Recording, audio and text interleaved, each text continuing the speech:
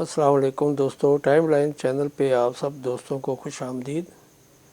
20 مارچ 1978 کو حضرت مولانا محمد مکی صاحب مسجد حرام میں حج کے مسائل پہ بات کر رہے ہیں، تو آئیے ہم سب مل کر سنتے ہیں۔ برادران اسلام، عجیب الاحترام بزرگوں، دوستوں اور بھائیوں، اللہ تبارک و تعالیٰ کے کلام مقدس میں سے چند آیات اور آقا انعامدار حبیب کبریا سیدنا محمد مصطفیٰ صلی اللہ علیہ وعلا آلہ واصحابہ وسلم تسلیما کثیرا کثیرا کہ فرامین مبارکہ سے ایک حدیث تلاوت کی ہے۔ دعا فرمائیں کہ اللہ تبارک و تعالیٰ اس حج کو صحت عافیت کاملہ دائمہ اور حق بات بیان کرنے کی توفیق عطا فرمائیں۔ اللہ تبارک و تعالیٰ تمام آنے والوں کی حاضری منظور و مقبول فرمائیں۔ اللہ ہم سب کی پریشانیاں، بیماریاں، ظاہری، باطنی، روحانی، جسمانی اپنی رحمت سے دور فرمائیں، اور تمام آنے والوں کو صحت و عافیت، امن و استقرار کے ساتھ حج نصیب فرمائیں۔ میں نے اپنے سابقہ معروضات میں حج کے بارے میں کچھ باتیں عرض کی تھیں۔ اصل میں حج جو ہے یہ اسلام کے عظیم ارکان میں سے ایک رکن ہے، عظیم فرائض میں سے ایک فریضہ ہے، اور دنیا میں جتنی عبادتیں ہیں ان کی دو قسمیں ہیں، یا عبادت مالی ہوتی ہے یا بدنی ہوتی ہے۔ یعنی بعض عبادتوں میں مال خرچ ہوتا ہے، بدن خرچ نہیں ہوتا، جیسے زکوٰۃ اٹھائی دے دی، خیرات اٹھائی کر دی۔ بعض عبادتیں ایسی ہیں جو بدنی ہیں لیکن پیسہ خرچ نہیں ہوتا، جیسے نماز ہے، روزہ ہے، کوئی خرچہ نہیں، وضو کیا، اللہ اکبر۔ حج مبارک ایک ایسی عبادت ہے جو بدنی بھی ہے اور مالی بھی ہے، سبحان اللہ، جس میں آدمی دونوں چیزیں خرچ کرتا ہے، اپنی جان بھی مارتا ہے اور اپنا دولت اور پیسہ بھی خرچ کرتا ہے۔ بے شک، تو یہ عبادت مشترکہ ہے، مالی بھی اور بدنی بھی، اور یہ عظیم رکن من ارکان الاسلام ہے۔ سبحان اللہ، اور حج جو ہے وہ اللہ کی وحدانیت اور توحید کے اظہار کے لیے سب سے بڑا ذریعہ ہے۔ سبحان اللہ، سبحان اللہ، اور حج مبارک جو ہے تمام عالم اسلام کی وحدت کے لیے سب سے بڑا سبق ہے کہ اللہ نے اس کے ذریعے آج وقت میں ہمیں مسجد میں اکٹھا کیا۔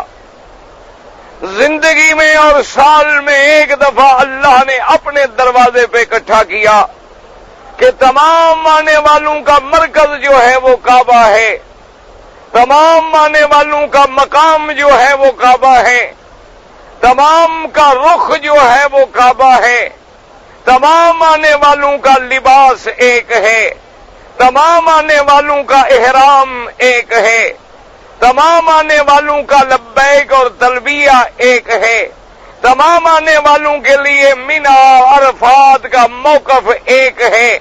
اس حج میں ہمیں سبق ملتا ہے کہ مسلمانوں تمہارا خدا بھی ایک ہے، تمہارا محمد مصطفیٰ بھی ایک ہے، تمہارا کعبہ بھی ایک ہے، تمہارا لبیک بھی ایک ہے، تمہارا احرام بھی ایک ہے، تمہاری عرفات بھی ایک ہے، تاکہ تم سب ایک بن جاؤ اور ٹکڑوں میں اور تفرقے میں اور پارٹیوں میں نہ بٹ جاؤ۔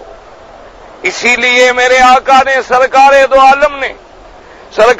عالم نے حج کے دن اعلان کر دیا اور فرما دیا کہ عالم اسلام کے مسلمانوں سن لو، اسلام میں کسی گورے کو کالے پہ فضیلت نہیں، اسلام میں کسی عربی کو اجمی پہ فضیلت نہیں، اسلام میں کوئی حسب نسب قوم نہیں، اسلام میں کوئی رنگ نہیں، اسلام میں کوئی اختلاف نہیں، کوئی فرقہ واریت نہیں.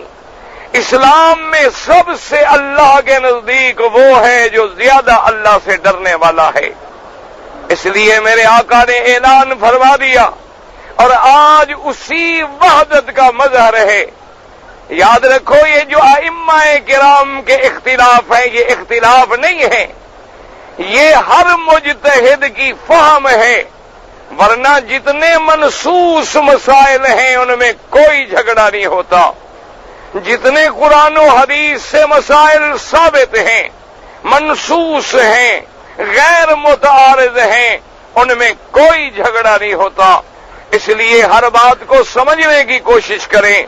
اور پھر حج جو ہے توحید کا سب سے پہلا سبق ہے کہ آپ کو حج میں آنے کے بعد، آپ کو حج کے لیے گھر سے چلنے کے بعد قدم قدم پر توحید کا سبق ملتا ہے کہ اللہ تبارک و تعالی نے سیدنا ابراہیم الخلیل علیہ السلام کو جب حکم دیا کہ تم میرا کعبہ بناؤ، اور سیدنا خلیل نے جب کعبہ بنا لیا تو اللہ نے کیا حکم دیا تھا؟ وَطَهِّرْ بَيْتِيَ لِلطَّائِفِينَ.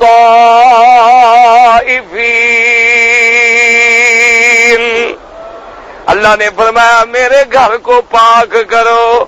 مفسرین نے لکھا کہ پاک کرنے کا کیا مطلب؟ بتوں سے بھی پاک کرو، شرک سے بھی پاک کرو، ظاہری طور پہ بھی پاک کرو، اور باطنی طور پہ بھی پاک کرو. اس لیے علماء نے لکھا ہے کہ حج پہ آنے والا جب تک اپنے اندر کو پاک نہ کرے، اپنے بدن کو پاک نہ کرے، اپنے ظاہر باطن کو پاک نہ کرے، تو پھر حج پہ آنے کا کوئی فائدہ نہیں. اس لیے سمجھیں کہ حج ہمارے لیے سب سے بڑا اجتماع، حج اللہ کی توحید کا مظہر، حج اللہ کے کعبے کی عظمت کا مظہر، حج میرے آقا کے مدینے کی شان کا مظہر، حج مسلمانوں کی اجتماعی قوت و طاقت کا مظہر، حج مسلمانوں کو ملانے والا، جوڑنے والا، ایک مقام پہ کھڑا کرنے والا، مسلمانوں سے تفریقہ مٹانے والا. اس لیے دعا کر کے اللہ ہمیں حج کی صحیح برکتیں نصیب فرما دے. اب آپ درود شریف پڑھیں اور میں عرض کروں.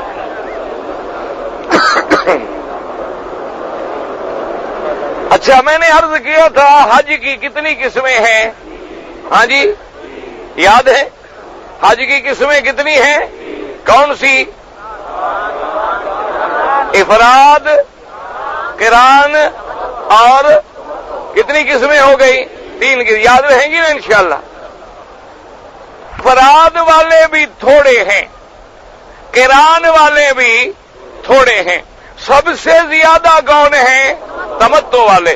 تمتع کا کیا معنی ہے؟ کہ جن لوگوں نے عمرہ کر کے حج کے مہینوں میں احرام کھول دیا، اب احرام کی پابندیاں ہم پر ختم ہو گئیں. اب 8 ذی الحج کو انشاءاللہ، دعا کر اللہ سب کو نصیب کرے، حج کا احرام باندھیں گے تو حج کریں گے. اس کا نام کیا ہے؟ حج تمتع. اچھا، اب جناب سمجھیں کہ سب سے پہلے جب تم حج پہ جانے لگو، یا آج، کل، رات، پرسوں، جب موقع ملے، میری ایک بات اچھی طرح یاد کر دیں. ہر بندہ مرد ہے یا عورت ہے، حرم میں یا گھر میں، جہاں بھی موقع ملے، اللہ کے آگے 2 رکعت نماز پڑھ کے اللہ کے دربار میں توبہ کرے. سمجھو مسئلہ. اور سب سے پہلے توبہ کس بات سے کرے؟ کہ یا اللہ میری شرک سے توبہ، یا اللہ میری بدعات سے توبہ، یا اللہ میری گناہوں سے توبہ، یا اللہ میرے کبائر و صغائر عیوب سے توبہ، یہ توبہ آج کر لو، رات کر لو، کل کر لو، یہ کر لو، کیونکہ توبہ ایسی چیز ہے کہ جیسے کپڑے پہ صابن لگاؤ تو میل دھل جاتی ہے، توبہ سے اللہ اپنے بندے کو دھو دیتے ہیں، وہ گناہوں سے پاک ہو جاتا ہے۔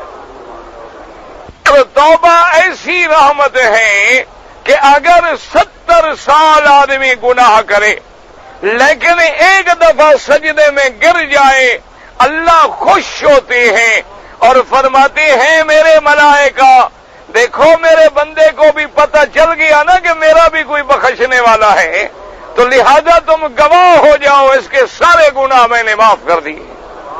اس لیے سب سے پہلے ہم نے کیا کرنا ہے؟ توبہ کرنی ہے۔ اور کس چیز سے توبہ کرنی ہے؟ ہاں جی، سب سے پہلے کس سے توبہ کرنی ہے؟ شرک سے۔ اچھا، شرک کیا بلا ہے؟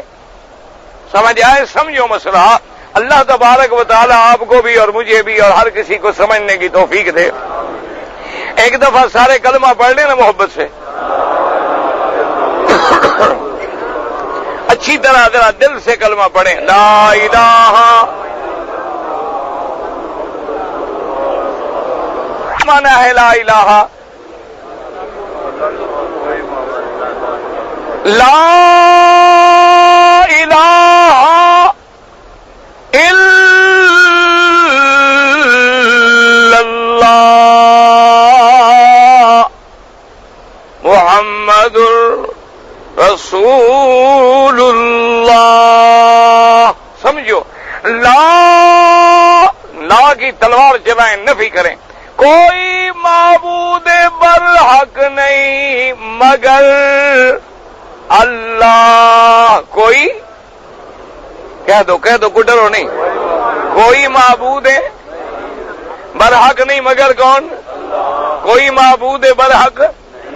جب معبود کوئی نہیں تو عبادت کس کی؟ کس کی عبادت؟ ہاں جی، عبادت کس کی ہوگی؟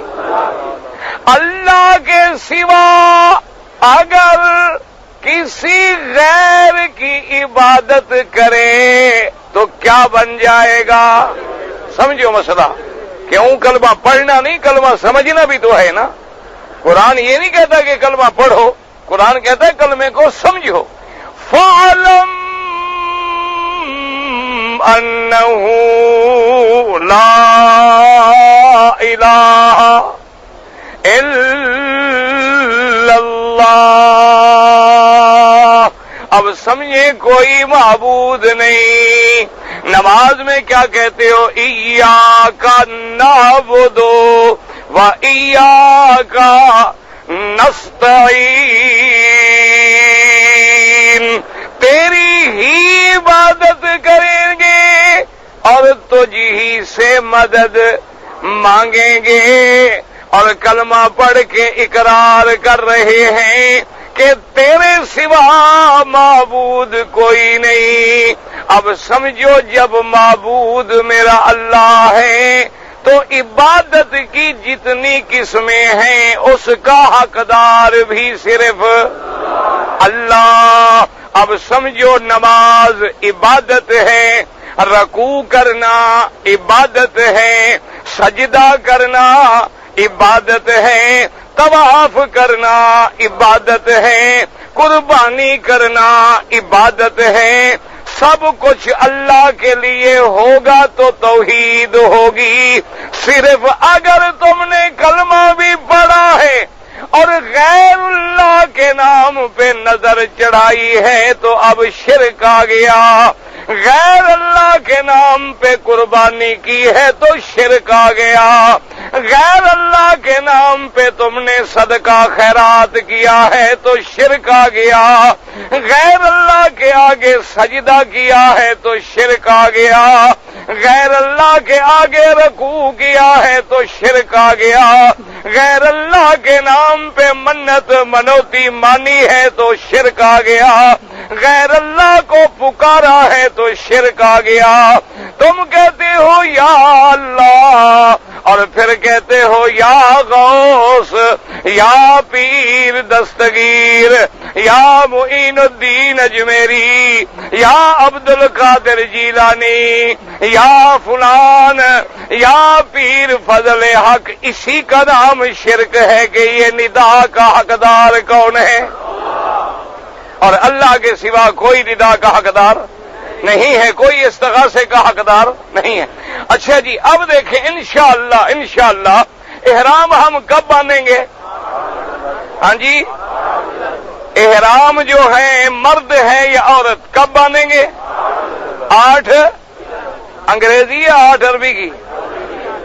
ہاں جی، کیا پتا جی، آج کل تو انگریزی یاد ہے لوگوں کو، ایسا نہ ہو کہیں تم انگریزی کی 8 کو احرام باندھنا شروع کرو، پھر تو سیدھا 2 دن کا فرق پڑ جائے گا، اور اللہ جانے آگے فرق کم ہوتا ہے یا زیادہ ہوتا ہے، چاند کا مسئلہ ہے۔ چلو، ہم نے احرام کب باندھنا ہے؟ 8 کو۔ اچھا، احرام سے پہلے سمجھ لو غسل کرنا سنت ہے، غسل کرنا، احرام سے پہلے حجامت بنوانا سنت ہے۔ مسئلہ سمجھو، جن لوگوں نے بکری دینی ہے، جن لوگوں نے قربانی کرنی ہے، وہ اگر 1 ذی الحج کے بعد حجامت نہ کروائیں تو افضل ہے۔ سمجھ آ گئی مسئلہ؟ یعنی جن لوگوں نے بکری رکھنی ہے، قربانی کرنی ہے، ان کے لیے افضل کیا ہے کہ جب ذی الحجہ کا چاند چڑھ جائے تو حجامت نہ کرائے، پہلے اپنی کرا لیں، یعنی ذی الحج آنے سے پہلے اپنی حجامت وغیرہ کرا کے فارغ ہو جائیں۔ لیکن اگر کوئی کرائے تو منع نہیں ہے، سمجھ آ گئی بات؟ اگر کوئی کرائے تب بھی منع۔ تو 8 تاریخ کو ہم نے سب سے پہلے کیا کرنا ہے؟ ظاہری تیاری، غسل کرنا ہے۔ غسل کرنے کے بعد احرام کی کتنی چادریں ہیں؟ ہاں جی، احرام میں کتنی چادریں؟ مرد کے لیے کتنی چادریں؟ عورت کے لیے؟ جی بھائی، جلدی بتاتے جاؤ۔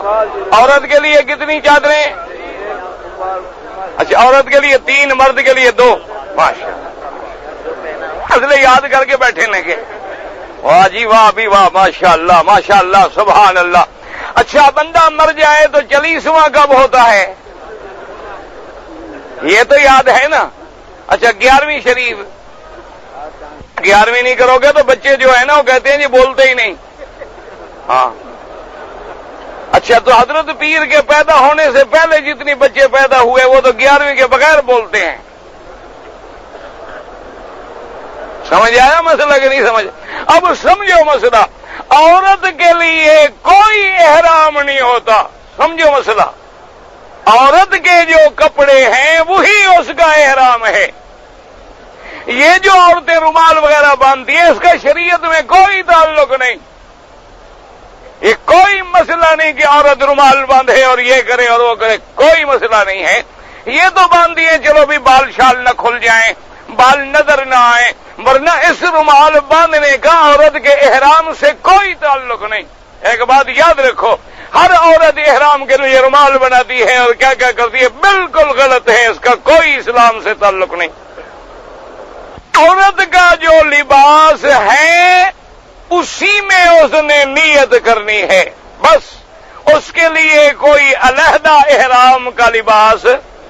اور ایک بات یاد رکھیں، بعض میری بہنیں اور بیٹیاں احرام کے لیے سفید کپڑے بناتی ہیں کہ شلوار بھی سفید، قمیض بھی سفید اور اوپر کوٹ بھی سفید اور رومال بھی سفید، حالانکہ سرکار دو عالم کا حکم ہے کہ سفید رنگ مرد کے لیے افضل ہے، عورت کے لیے نہیں۔ یہ تو مشکل ہے نا بھئی، آسان مسئلے ہیں لیکن ہم دین میں خود اپنے مسئلے جاری کر دیتے ہیں۔ عورت کے لیے لباس رنگین پہننا افضل ہے، رنگ والے کپڑے پہننا افضل ہے، اور مرد کے لیے سفید پہننا افضل ہے۔ سمجھ آ گئی؟ عورت کے لیے احرام کی کوئی کپڑے نہیں، جو کپڑے ہیں بس وہی احرام ہے۔ اور مرد کے لیے کتنی چادریں ہیں؟ ہاں جی، اچھا سمجھ لو مسئلہ، 2 چادریں ہیں، 2 تولیے ہیں، 2 اگر موسم ٹھنڈا ہو گیا کوئی شال ہے، جو بھی ہے سب جائز ہے. سمجھ آ گئی؟ اور چادریں اگر سلی ہوئی ہیں تب بھی جائز ہیں, لنگی ہیں تب بھی جائز ہیں, اس کے کنارے سلے ہوئے ہیں تب بھی جائز ہے. کوئی منع نہیں ہے احرام میں. احرام میں سلا ہوا کپڑا منع ہے. کیا منع؟ قمیض منع ہے, شلوار منع ہے, ٹوپی منع ہے, باسکٹ منع ہے جو بدن پہ سلا ہوا ہو. اچھا مثلا ایک آدمی کے پاس چادر نہیں, یہ قمیض لمبا ہے, وہ یہی قمیض نکال کے یوں ڈال لے تب بھی جائز ہے, کوئی منع نہیں. سمجھ آ گئی مسئلہ؟ یعنی اس کو سلے ہوئے کی طرح نہ پہنے, ایسے بگاڑ کے پہن لیا کوئی فرق نہیں پڑتا. تو احرام میں کتنی چادریں ہیں؟ ہاں جی. اچھا کس رنگ کی ہوں؟ ہاں جی سمجھو, سفید ہوں تو افضل ہے, سفید ہوں تو افضل ہے. اگر سفید ایک آدمی غریب ہے, سفید چادر ہی نہیں, لنگی ہے جائز ہے, سبز ہے جائز ہے, کالی ہے جائز ہے, نیلی ہے جائز ہے, سلی ہوئی ہے جائز ہے, کنارے سلے ہوئے ہیں جائز ہے, کوئی منع نہیں. سمجھ آ گئی مسئلہ؟ اچھا اب جناب جب ہم نے غسل کر لیا, دو چادریں باندھ لی, کتنی رکعتیں نماز پڑھیں گے؟ ہاں جی کیا نیت ہوگی؟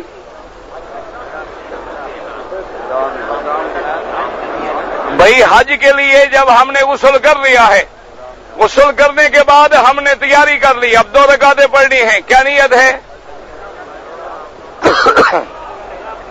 سمجھ لو مسئلہ, سمجھ لو. اگر کوئی آدمی یہ 2 رکعتیں نہ پڑھے تو کوئی ضروری نہیں. سمجھو مسئلہ کیا مانا؟ کہ احرام باندھ کے ہم آئے, ظہر کی نماز تھی یا فجر کی نماز تھی, یا ہم نے ظہر کی سنتیں پڑھی یا فجر کی نماز پڑھی, نماز کے بعد ہم نے لبیک پڑھ لیا, کوئی اور سنتیں پڑھنے کی ضرورت ہی نہیں ہے. سمجھ آ گئی بات؟ اگر چاہتے ہو تو 2 رکعت سنت الاحرام, دل میں نیت کیا ہوگی؟ 2 رکعت سنت الاحرام. چونکہ اتنے زندگی گزر گئی ابھی تک حاجیوں کو مسئلے کا بھی پتہ نہیں. آج آپ نے دیکھا ہوگا صبح کی نماز میں کتنی حاجی تھے جو سجدے میں گئے.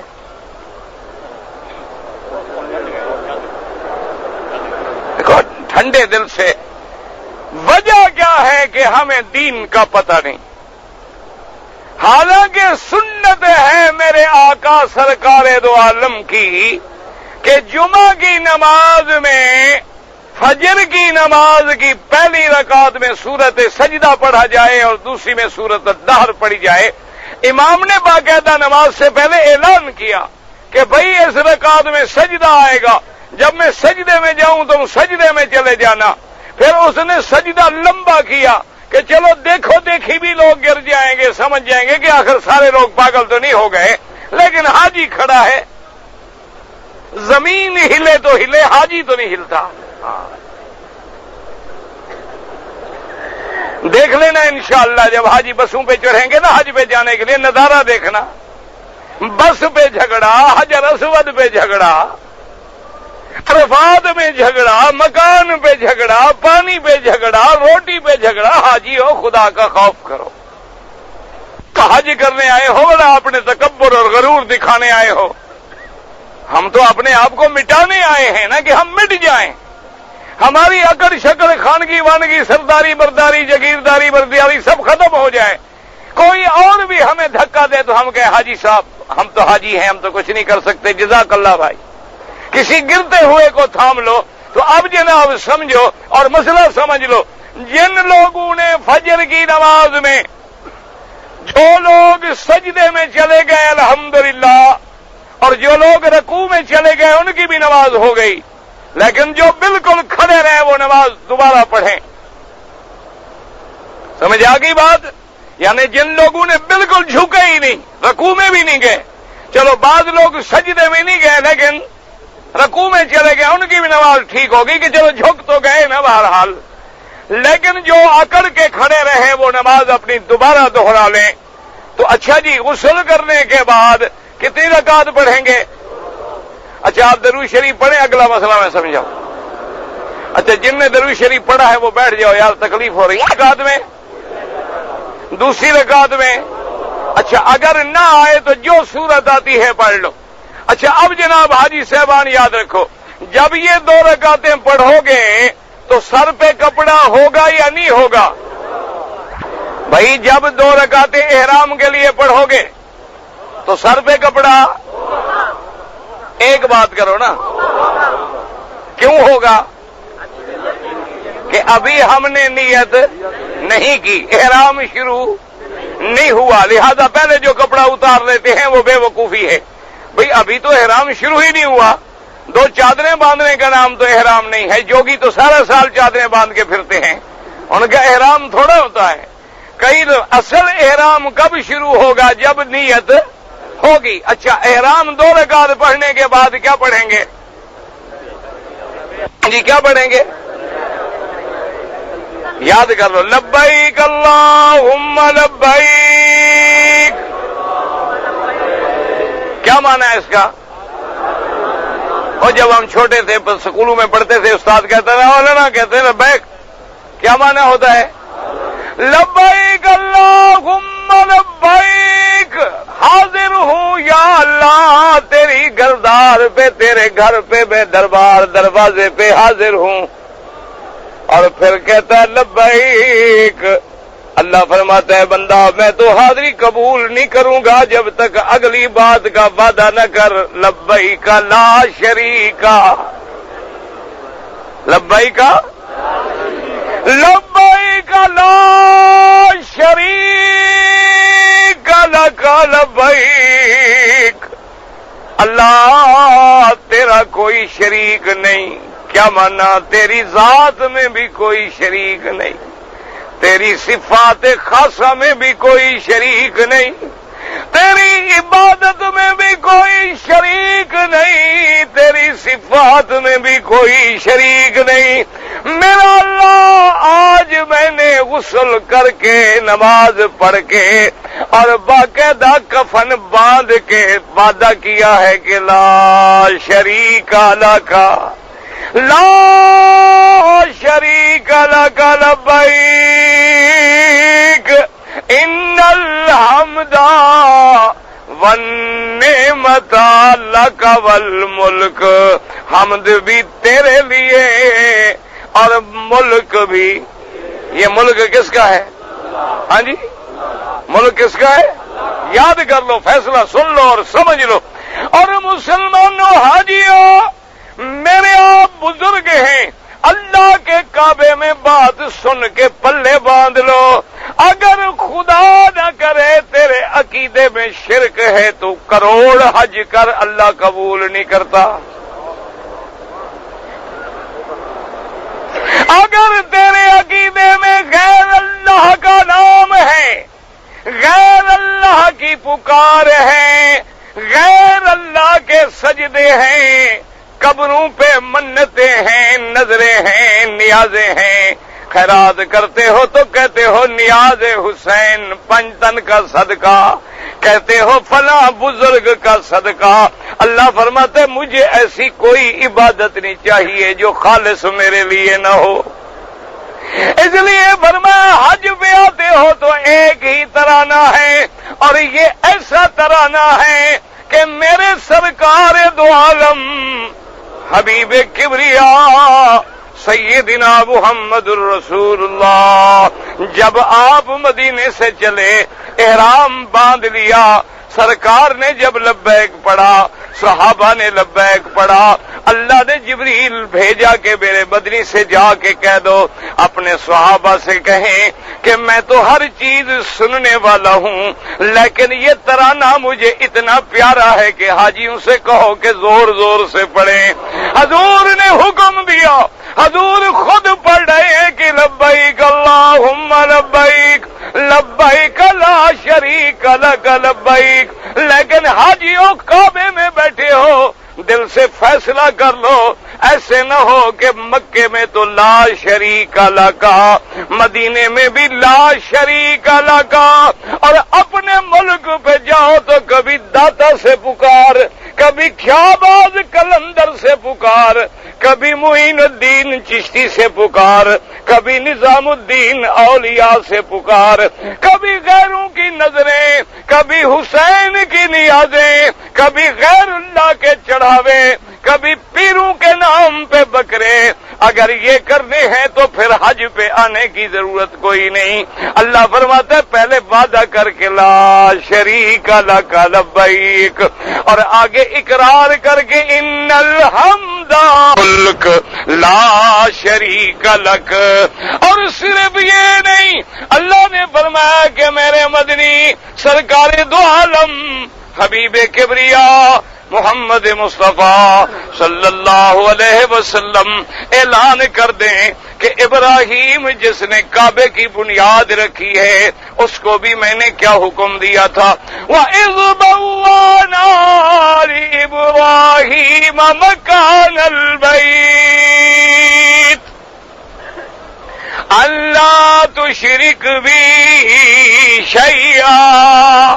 پہلا حکم کیا ملا تھا کہ میری ذات کے ساتھ کسی چیز کو شریک نہ کرو۔ مسلمانوں یہ دھوکہ ہے لوگوں کو۔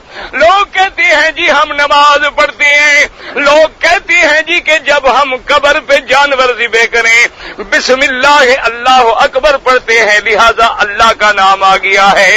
کہتے ہیں جناب جب منت مانتے ہیں تو تب بھی ہم اللہ کا نام لیتے ہیں۔ یہ دھوکہ ہے مسلمانوں، سمجھو اسی کا نام شرک ہے کہ اللہ کو بھی مانے اور اللہ کے ساتھ کسی دوسرے کا نام بھی لگائے۔ اسی کو کیا کہتے ہیں؟ مشرک۔ مشرک کا معنی شریک، مشرک کا معنی یہ نہیں ہوتا کہ خدا کو نہیں مانتا، جو نہیں مانتا وہ تو دہریہ ہے، کمیونسٹ ہے، وہ تو مشرک نہیں۔ مشرک کا معنی کیا ہے؟ خدا کو بھی مانتا ہے لیکن خدا کے ساتھ کسی غیر کو بھی۔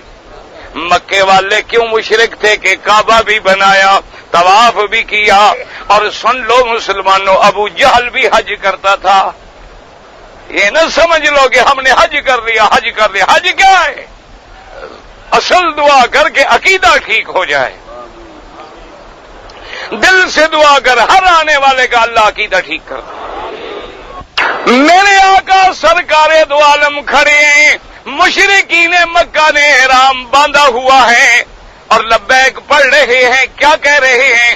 لبیک اللہم لبیک لبیک لا شریک لک لبیک الا شریکا تملکہ وما ملک، کہ اللہ تیرا کوئی شریک نہیں مگر یہ پیارے، ان کا بھی تو مالک ہے، یہ تیرے مالک نہیں لیکن ہیں تیرے محبوب، ہم ان کو کہتے ہیں، یہ تجھ کو کہتے ہیں۔ آج مسلمانوں کا کیا عقیدہ ہے کہ ہماری تو خدا سنتا نہیں ہے، ہم ان کو کہتے ہیں اور یہ آگے کہتے ہیں۔ ایمان سے کہو پھر مشرکین کے عقیدے کا اور ہمارے عقیدے کا کیا فرق؟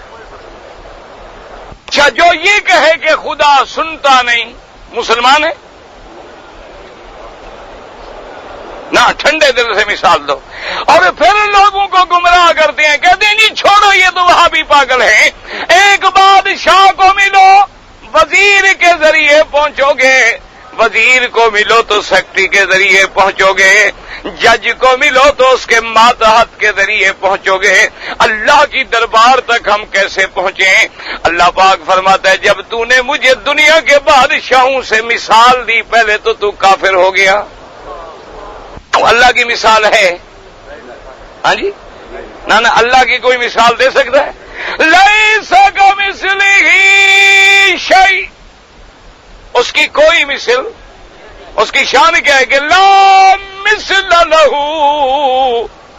ولا مثال لہ ولا شبیہ لہ ولا نظیر لہ، کہ اللہ کی کوئی مثل نہیں، کوئی شبیہ نہیں۔ اور دوسرا فرمایا یہ عقیدہ رکھتے ہو کہ ہماری سنتا نہیں، ہم گناہگار ہیں، جو یہ عقیدہ رکھتا ہے وہ بھی کافر ہے۔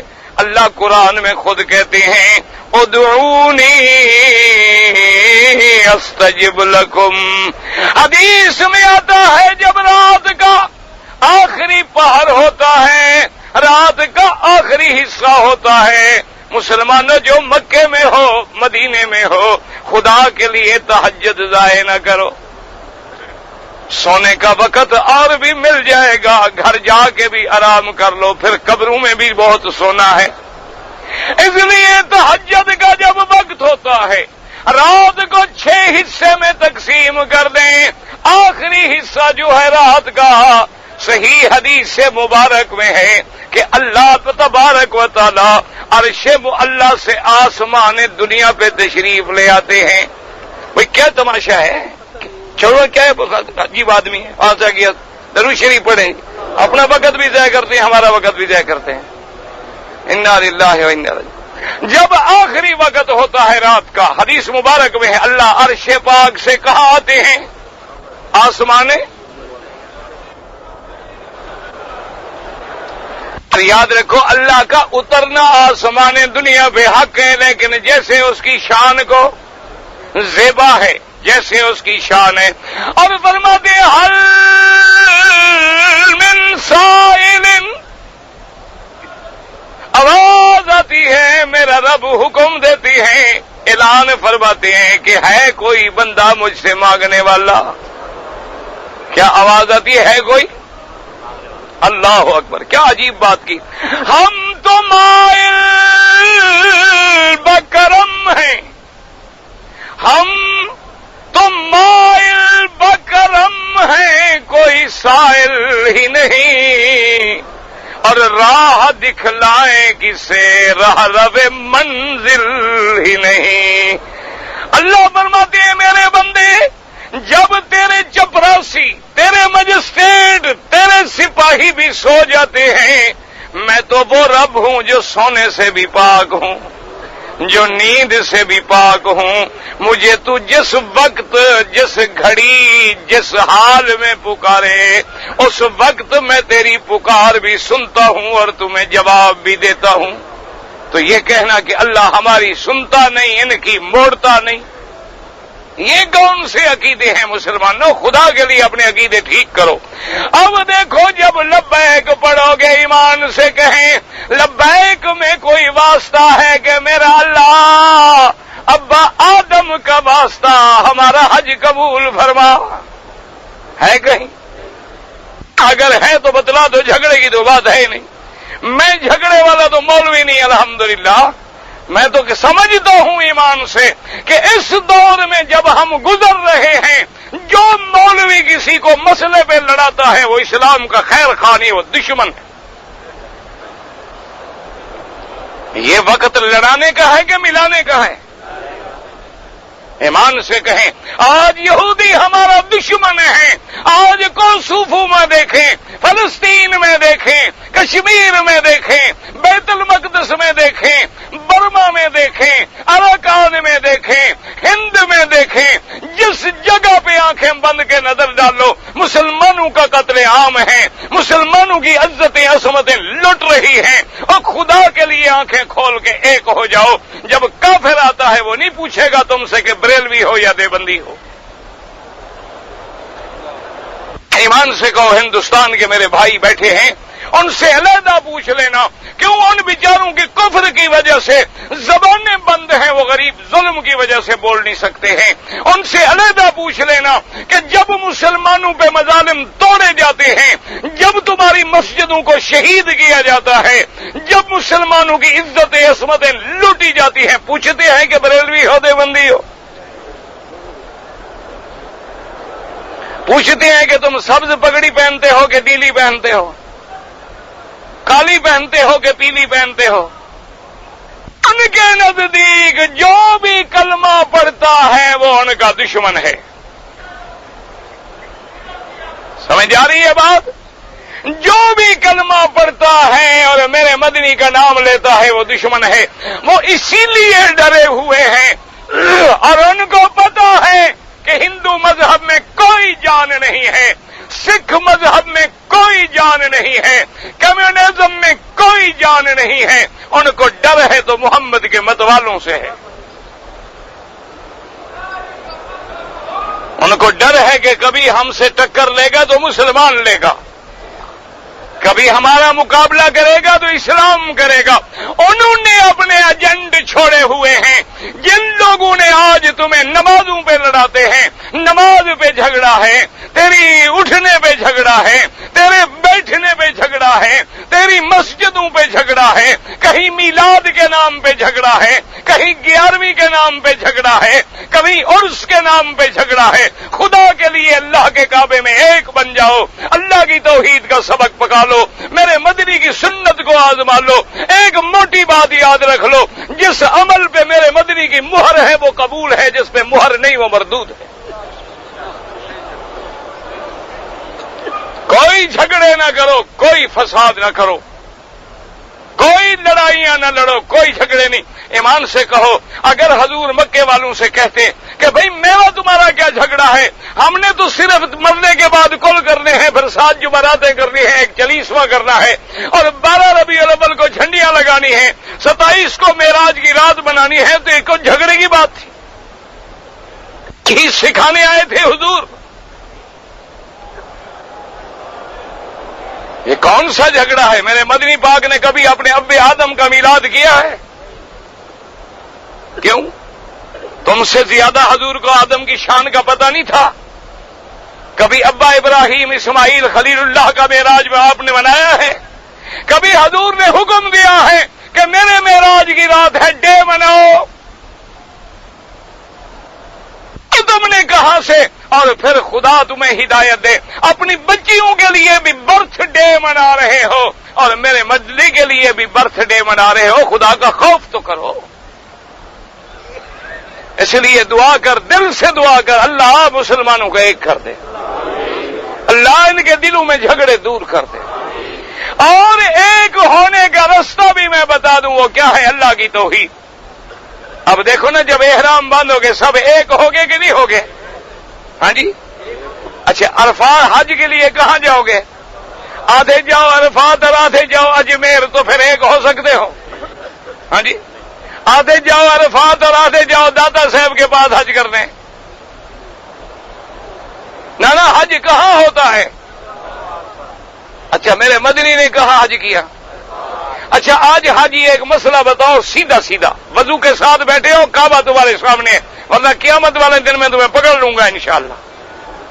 میں غلط بتاؤں تم مجھے پکڑ لینا، اور تم غلط بتاؤ گے میں تمہیں ضرور پکڑوں گا. یہاں تو تم تکڑے ہو، میں نہیں پکڑ سکتا، قیامت والے دن پکڑ.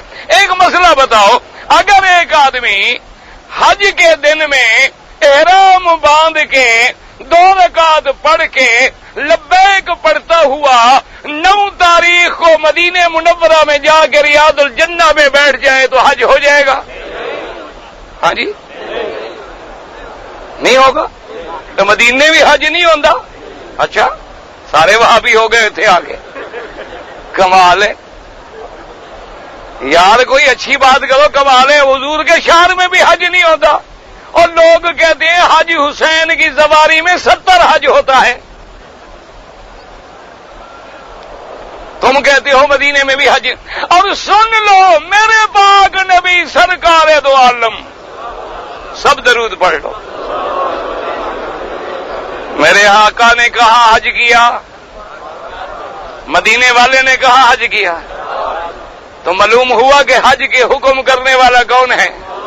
آئے، تم نے کبھی قرآن پڑھا ہے نا؟ قرآن پڑھا ہوگا، سمجھا نہیں ہوگا. دعا کر اللہ سمجھ بھی دے.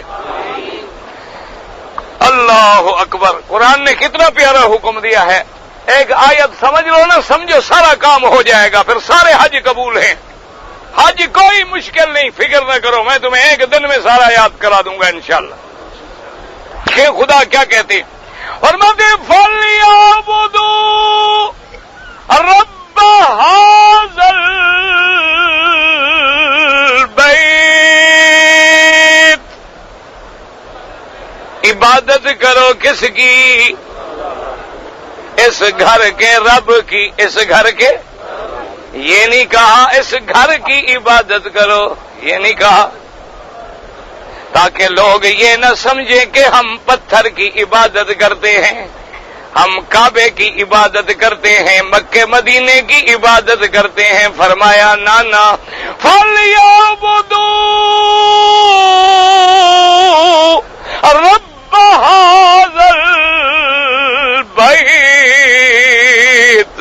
اس گھر کے رب کی عبادت کرو، اور وہ رب کون ہے؟ الذی اطعمہم من جوع وآمنہم من خوف، جو بھوکوں کی بھوک مٹانے والا، جو ڈرے ہوں کو امن دینے والا، جو سب کا روزی رساں ہے، سب کا رازق ہے، سب کا رب ہے۔ اس لیے عقیدہ سمجھ لیں، اللہ فرماتا ہے حاجی میں حج قبول نہیں کروں گا جب تک تو لا شریک اللہ کا نعرہ نہیں لگائے گا، اور دل سے پکا نعرہ لگا لیں کہ میرا اللہ تیری عبادت میں بھی کوئی شریک نہیں، تیرے پکارنے میں بھی کوئی شریک نہیں، تیری ندا میں بھی کوئی شریک نہیں، تیری استعانت میں بھی کوئی شریک نہیں، اور میرا اللہ میں سب کچھ چھوڑ کے، سب کچھ مٹا کے، اللہ نے فرمایا جب تو نے کلمہ لا الہ کا پڑھا ہے، پہلے نفی کی تلوار چلائی ہے، یہاں بھی پہلے نفی کی تلوار چلائے گا تو تب میں حج قبول کروں گا۔ کلمے میں پہلے کیا کہتے ہو؟ ہاں جی، یہ تو نہیں کہتے ہو نا کہ اللہ ہے اور کوئی نہیں نا، پہلے کیا کہتے ہو؟ کوئی معبود نہیں مگر اللہ فرماتے یہی حج میں کہے کہ لا، کلمے کے اول کیا تھا؟ پڑھ لو نا، کلمے میں پہلے کیا ہے؟ اور دل سے پڑھ لو، یہی ایک کلمہ چھڑوا دے گا، یہی ایک کلمہ جنت میں لے جائے گا اللہ کی رحمت سے۔ پہلی تلوار چلے گی لا الہ، ہائے، اور جو آگے ترقی والے ہیں وہ تو یہ بھی اس مقام پہ پہنچ جاتے ہیں، وہ کہتے ہیں معبود بھی کوئی نہیں، تیرے سوا بھی کوئی نہیں، تیرے سوا بھی کوئی، میرا مولا ہر جگہ تیری شان ہے، تیری صفات ہیں۔ اس لیے اللہ فرماتے ہیں اچھا اب 8 کو جب ہم نے احرام باندھ لیا ہے، اچھا سمجھو مسئلہ، احرام کہاں سے باندھو گے؟ سمجھ لو جلدی، میں تمہیں اس لیے کہلاتا ہوں کہ تمہیں یاد ہو جائے۔ احرام کہاں سے باندھنا ہے؟ یاد رکھو، اگر کوئی حرم میں آیا نیت کر لی اچھی بات ہے، ورنہ کوئی ضرورت نہیں، جہاں تمہارا مکان ہے وہیں سے نیت کر لو۔ اچھا احرام کی نیت کر کے کتنی طواف کرنے ہیں؟ جلدی بتا دیں، جب ہم نے 8 کو احرام باندھنا ہے طواف کتنی کرنے ہیں؟ ہاں جی، کوئی طواف نہیں۔ اچھا نفلی کتنی پڑھنی ہے؟ اچھا یا پیر کتنی دفعہ کہنا ہے؟ کہنا ہے۔ اچھا ختم صغیر، ختم کبیر، وہ مولوی جو پڑھتے ہیں وہ نہیں پڑھنا ہے؟ اچھا یار یہاں تو آگے ماشاءاللہ سارے موحد بن گئے ہو، وہاں جا کے نہ بگڑ جانا۔ اچھا اب جناب سمجھو، کوئی طواف نہیں، کوئی صفا نہیں، اپنے گھر میں جہاں بیٹھے ہو احرام باندھ کے لبیک پڑھتے ہوئے کہاں جانا ہے؟ اچھا سمجھ لو مسئلہ، احرام کی حالت میں چھتری پکڑنا جائز ہے، ہاتھ میں انگوٹھی ہے تو جائز ہے، ہاتھ میں گھڑی ہے تو جائز ہے، گلے میں تھیلا ہے تو جائز ہے، رقم کی پیٹی باندھی ہوئی ہے تو جائز ہے، سر پہ گٹھڑی رکھی ہوئی ہے تو جائز ہے۔ سمجھ آ گئی بات؟ یہ سب بات احرام میں کیا جائز نہیں؟ خوشبو لگانا حرام، خوشبو لگانا حرام، غیر محرم پہ گندی نظر ڈالنا، اپنی بیوی پہ شہوت کی نظر ڈالنا، سلا ہوا کپڑا پہننا، خوشبو والی چیزیں کھانا پینا سب حرام ہے، ناخن کٹانا، اپنے بالوں کو خود توڑنا، یہ سب حرام ہے۔ اچھا رہ گیا جوتا پہننا، چپل ہے تو پہن لو اور جوتا ہے تو پہن لو، یہ گٹے ظاہر ہیں، اوپر کی ہڈی ظاہر ہے، جو بھی جوتا ہے پہن لو، کوئی مسئلہ نہیں۔ سمجھ آ گئی بات؟ کوئی بھی مسئلہ نہیں ہے، ضروری نہیں ہے کہ ہم چپل خریدیں، یہ چپل ماشاءاللہ ایسے کامیاب ہوتے ہیں، چلو جو صحیح، اپنے کپڑے بھی گندے، ساتھ والوں کے بھی گندے، جب چلو گے نا وہ ماشاءاللہ وہ ڈبل چلتا ہے نا، اور نیچے پانی ہو ماشاءاللہ اور اوپر حاجی صاحب ایک قدم رکھ دیں تو ساتھ والے 4 احرام ختم، اور پھر حاجی ماشاءاللہ جب چلے تو دیکھتا ہے نہیں، اللہ کی رحمت ہے ماشاءاللہ، نمازی کے اوپر سے گزر جائے گا، وہ دھکا دے تو پھر کہے گا اچھا ادھر کوئی تھا یار، جی بات۔ اور خاص طور پہ انشاءاللہ جب آئیں گے نا ہمارے کالی برادری، حضرت بلال کی برادری، ماشاءاللہ وہ تو فیصلہ کر کے آتے ہیں، وہ تو میں کہتا رہتا ہوں کہ جیسے بلڈوزر ہوتے ہیں نا انسانوں کے، جدھر سے گزر گئے صفایا ہو گیا انشاءاللہ، بس فی امان اللہ، لبیک اللہ، آدمی مر جائے لبیک وہ جا رہے ہیں۔ ان کو دیکھ کے واللہ مجھے بلال یاد آتے ہیں، میں کہتا ہوں بلال واقعی تیری برادری بھی بڑی مضبوط ہے، تو نے بھی تو ابو جہل سے ٹکر لے لی نا، سارا کفر ہار گیا، بلال جیت گیا، کوئی بلال کا مقابلہ کر سکا؟ ان کے بھی خیال کرنا، نہ ان کے آگے آنا نہ پیچھے آنا، ایک طرف کھڑے ہو جانا، میرا مشورہ یاد رکھنا انشاءاللہ، ورنہ گھر نہیں جاؤ گے۔ ہاں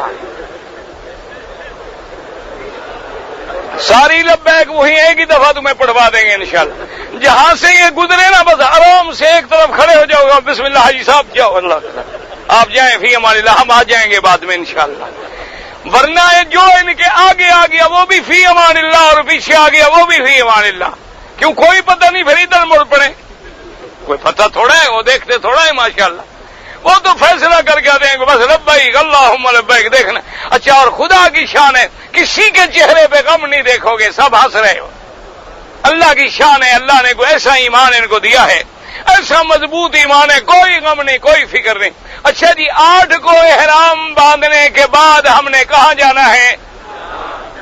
ہاں جی آج انشاءاللہ عشاء کے بعد بھی، عشاء کے فوراً بعد جلدی جلدی سنتیں پڑھ کے بیٹھ جانا، سوال جواب بعد میں انشاءاللہ بیٹھیں گے، اب وقت تھوڑا رہ گیا انشاءاللہ، تو میں عشاء کے بعد بھی بیٹھوں گا انشاءاللہ، فجر کے بعد بھی انشاءاللہ، تاکہ تم دین سیکھو، مسئلے سیکھو، حج سمجھو، اگر تم نہ سمجھو تو پھر ہمارا کیا گناہ ہے بھائی، تم کو سیکھنے کی کوشش کرو۔ اچھا جی 8 کو احرام باندھ کے ہم نے کہاں جانا ہے؟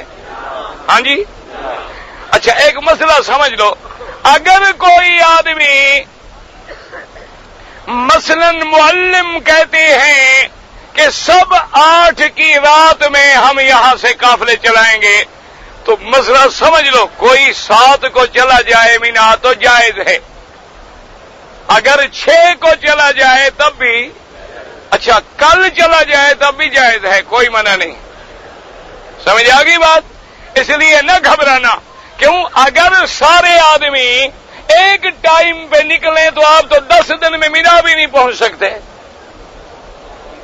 اس لیے ہمیشہ اصول کی بات یاد رکھیں کہ جن لوگوں نے سنت کے مطابق چلنا ہے اور نوجوان ہیں، بوڑھے نہیں، عورتیں نہیں، وہ پیدل حج کر لیں، کوئی مشکل نہیں، ان کی تو پھر مرضی ہے نا کہ وقت پہ چلیں، وقت پہ اٹھیں، وقت پہ بیٹھیں، جہاں مرضی آئے جائیں، جہاں مرضی آئے سو جائیں۔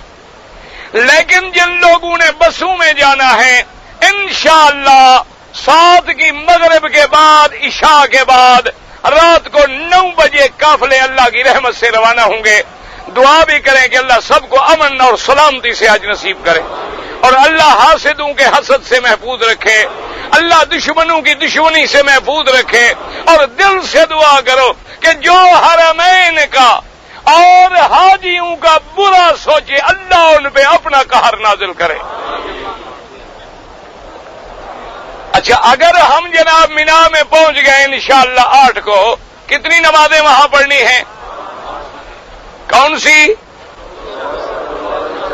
8 تاریخ کو ہم نے ظہر سے پہلے کہاں پہنچنا ہے؟ مینا میں۔ کتنی نمازیں ہوگی؟ ظہر، عصر، مغرب، عشاء، رات کہاں رہیں گے؟ مینا۔ فجر کہاں پڑھیں گے؟ مینا۔ فجر پڑھنے کے بعد کہاں جائیں گے؟ ہاں جی فجر پڑھ کے کہاں جائیں گے؟ عرفات۔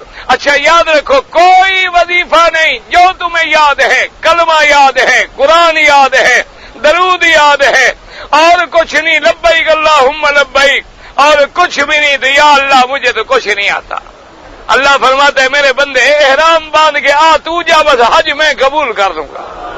تجھے کچھ آتا ہے نہیں آتا، کچھ پڑھنے کا نام حج نہیں، طواف چکروں کا نام ہے، صفا دوڑنے کا نام ہے، مینا جانے کا نام ہے، عرفات میں قدم رکھنے کا نام ہے، کوئی وظیفہ نہیں۔ اچھا جی، 9 تاریخ کو ہم کہاں پہنچیں گے؟ عرفات کا وقت کب شروع ہوگا؟ جلدی جلدی، عرفات کا وقت شروع کب ہوگا؟ ہاں جی، اور ختم کب ہوگا؟ تو ایک بات تو کرو نا، شروع کب ہوگا، ختم کب ہوگا؟ سمجھو مسئلہ۔ عرفات کا وقت جو ہے وہ زوال سے لے کر صبح صادق تک ہے۔ زوال سے لے کر جو لوگ عرفات میں ہیں ان کو عرفات میں مغرب تک رہنا ہے، وقت تو صبح صادق تک ہے۔ سمجھ آ گئی بات؟ ہم نے زوال سے، اچھا کوئی صبح پہنچ گیا، کوئی 8 کو بھی عرفات پہنچ گیا، 9 میں پہنچ گیا، رات میں پہنچ گیا، عرفات میں پہنچ کے وقت پہ احرام باندھا ہوا ہے، نیت موجود ہے، عرفات میں 9 تاریخ کو زوال کے بعد 1 منٹ کے لیے بھی کھڑا ہو جائے وہ حاجی ہو گیا۔ آگے بات سمجھ آ گیا مسئلہ کہ بھئی عرفات کا وقت کب شروع ہوگا؟ ہم نے وہاں کب تک رہنا ہے؟ مغرب تک۔ سورج ڈوبنے سے پہلے جو عرفات سے نکلے گا اس میں دم پڑ جائے گی۔ سمجھ آ گئی؟ اگر نکل جائے تو فوراً واپس عرفات میں چلا جائے۔ ہر طرف لکھا ہوا ہے حدود عرفات، حدود عرفات، حدود عرفات، آپ حد عرفات میں رہیں۔ اچھا، جب مغرب ہو جائے تو وہاں سے کدھر جانا ہے؟ مغرب کی نماز کہاں پڑھنی ہے؟ ہاں جی، کہاں پڑھیں گے؟ عرفات میں نہیں پڑھیں گے، کیوں؟ سورج تو ڈوب گیا۔ ہاں جی، میرے پاک نبی نے، میرے مدنی پاک نے مغرب کہاں پڑھی؟ عرفات میں۔ حالانکہ نماز کا وقت ہے، لیکن اللہ فرماتا ہے میں نماز قبول نہیں کروں گا، میرے مدنی کی مخالفت کرو گے تو نماز، اچھا نماز قبول نہیں کریں گے، باقی جو ہم سارے بدعت والے کام کر رہے ہیں وہ قبول ہو جائیں گے۔ اچھا، مغرب کو وہاں سے نکلیں گے، مغرب کے بعد کہاں آئیں گے؟ ہاں جی، اچھا کتنی نمازیں مزدلفہ میں پڑھیں گے؟ ہاں جی، اچھا کیسے پڑھیں گے؟ پہلے کون سی نماز پڑھیں گے؟ مغرب، مغرب کے بعد عشاء، پھر رات کہاں گزاریں گے؟ مزدلفہ۔ صبح کی نماز کہاں پڑھیں گے؟ مزدلفہ۔ کنکریاں کہاں سے اٹھائیں گے؟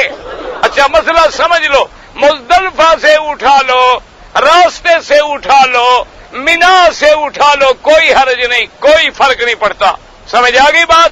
اچھا جی، ہم نے کنکریاں اٹھا لی، 10 تاریخ کو ہم کہاں پہنچیں گے؟ ہاں جی، کہاں پہنچیں گے؟ اچھا، مینا میں آنے کے بعد پہلا کام کیا کریں گے؟ مینا میں آنے کے بعد پہلا کام کیا ہے؟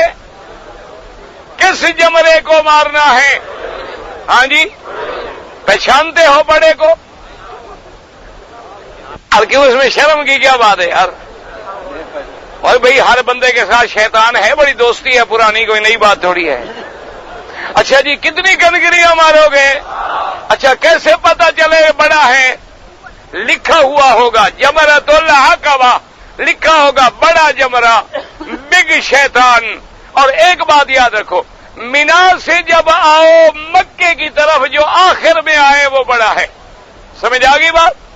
یعنی مکے سے جاؤ تو بڑا پہلے آئے گا، مینا سے مکے آؤ تو وہ آخر میں آئے گا، اور باقاعدہ ہر چیز لکھی ہوئی ہے۔ کتنی کنکریاں مارنی ہیں؟ ہاں جی، کنکری کتنی بڑی ہو؟ کتنی بڑی ہو تاکہ حاجی کو لگے تو حاجی گھر نہ جائے؟ اچھا خاصا پتھر ہو جو حاجی وہیں شہید۔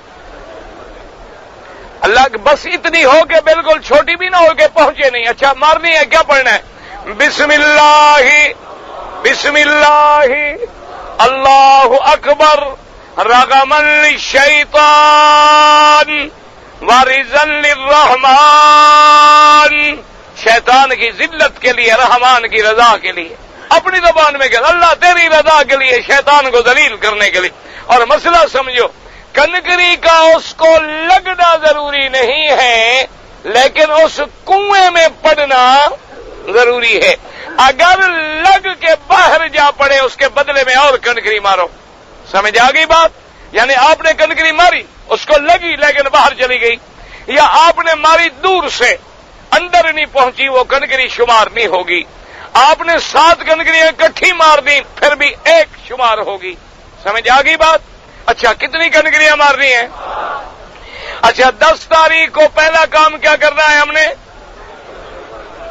کتنی کنکریاں؟ اچھا، کنکری مارنے کے بعد میرے مدنی پاک نے پہلے کیا کیا؟ کنکری ماری۔ میرے پاک نبی نے پہلا کام کیا کیا؟ مینا میں کنکری ماری۔ کنکری کے بعد جی دوستو، ابھی آپ حضرت مولانا محمد مکی صاحب مدظل العالی کو سماعت فرما رہے تھے۔ موضوع تھا حج کے مسائل۔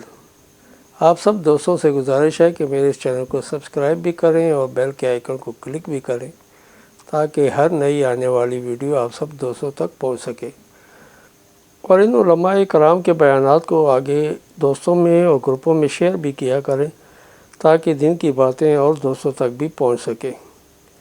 آپ سب دوستوں کا بہت شکریہ۔ ملتے ہیں ایک نئی ویڈیو کے ساتھ، تب تک کے لیے اللہ حافظ۔ پاکستان پائندہ باد۔